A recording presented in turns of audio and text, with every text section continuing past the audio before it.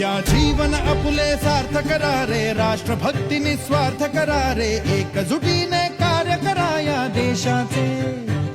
या साथी बना अन साथ करा रे, मातृभूमी ही आज पुकारे. जागृत होऊन कंकण बांधू दिवस रात्र झटण्याचे. मातेच्या पायाशी हे अर्पण